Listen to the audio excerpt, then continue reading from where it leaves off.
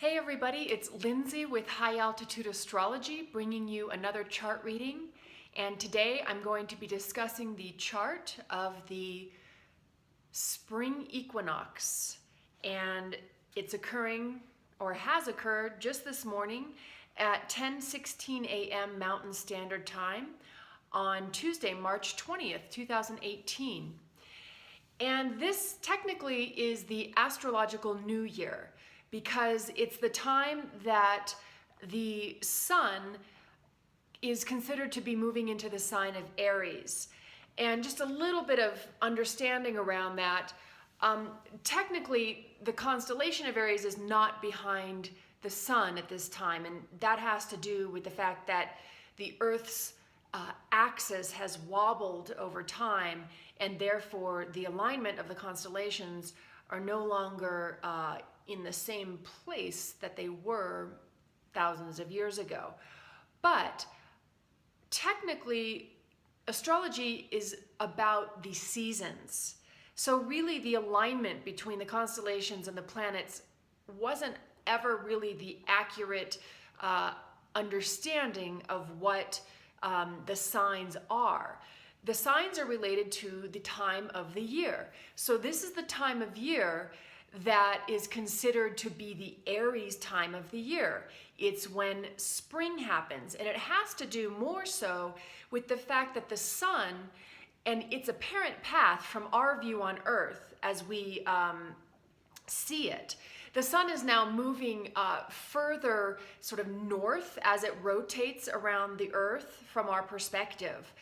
And basically the day and the night are of equal length because of where the sun's placement is as it travels around the Earth. And this is what is considered to be the beginning of spring, the sign of Aries, and the spring equinox. So happy spring equinox, and I wanted to look at the chart for today to discuss what this equinox is heralding at this time.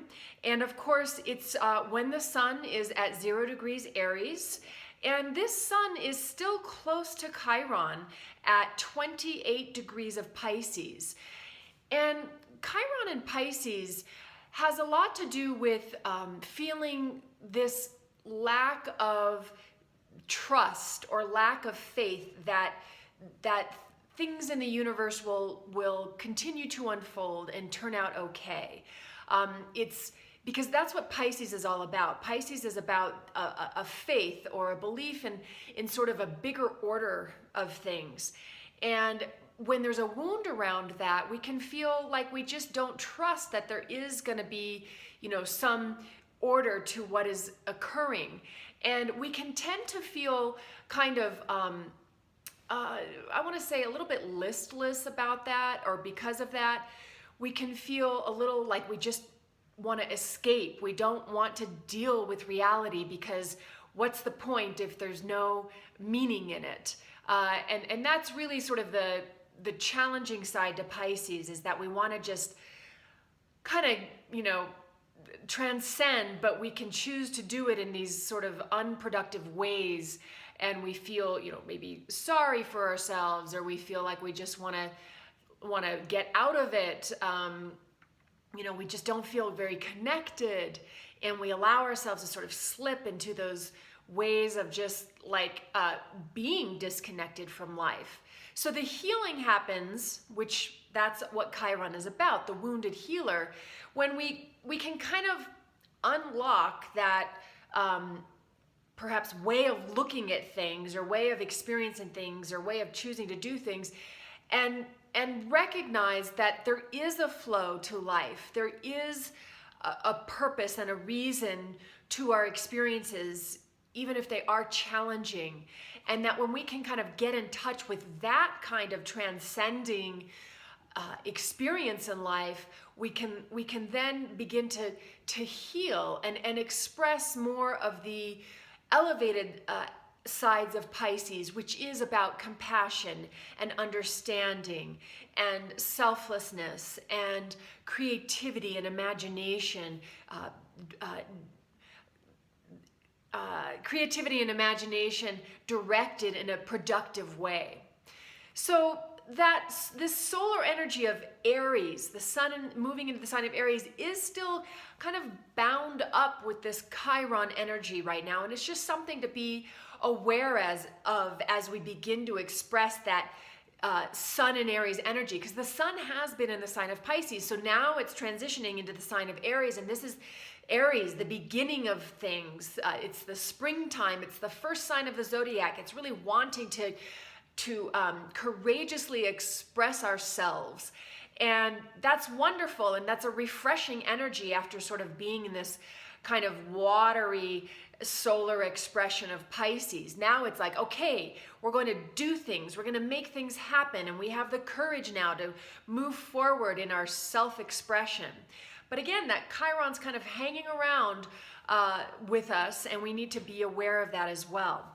We do have a Sun squared Mars, and Mars has just moved into the sign of Capricorn as well. So the Sun in Aries, but then Mars in Capricorn. Sun in Aries is like ready to go and ready to express itself.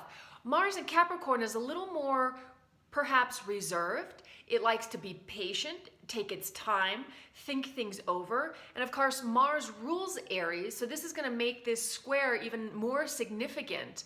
And it's suggesting that we do need to allow ourselves to act on our inspiration and to really put ourselves out there in our self-expression, but also make sure that we are being thoughtful about how we're doing it and taking our time as we're doing it, and also making sure too that we're not being maybe perhaps a little bit selfish about how we do things. We want to stay open to just being that courageous warrior person, but not doing it in a way that really excludes people or steps on people's toes or that kinds of things. Now, some other interesting things that are happening to the sun at this time is that it is still trining Jupiter, which is currently retrograding in the sign of Scorpio at 23 degrees. It's still trining Jupiter at this time. So this is going to bring in an element of wanting to expand our world. That's what Jupiter is all about, wanting to expand our perspective. But in the sign of Scorpio, it's about self-evaluation, looking at the self, moving into those deeper recesses of our consciousness and kind of shining a light on those areas of our lives that we don't always feel comfortable looking at. That's what Scorpio is all about. Scorpio is very powerful too. I mean, when we can harness the energy of Scorpio, it can be very focused and it can be very determined. But we have to make sure that we are using or working with that Scorpio energy in a way that's not harmful, that isn't just recklessly kind of trying to get our personal needs met. Scorpio is a very universal or social energy in the sense that it's about learning how to use our power in order to help, in some ways, like better the world, better the social environment. Because it does come after the sign of Libra. Libra's all about partnerships. And so Scorpio then is the next energy after Libra, which really has to do with dealing more one-on-one with each other and using our power in the best way possible in relationships. So this Jupiter expanding our world in Scorpio could be asking us to kind of look at that part of ourselves. How do we want to expand our world? Because again, it's retrograde right now, Jupiter. We're re-looking at ways that we want to expand our world in that really powerful way, but making sure that we're doing it in a way that is good for the whole, and we're not stepping on people in the process, and we're not manipulating people and using people. We really need to be doing this in a very clean way, so to speak. So that energy is trining the sun in Aries right now. We have a moon in Taurus at 6 degrees, and the moon in Taurus really is about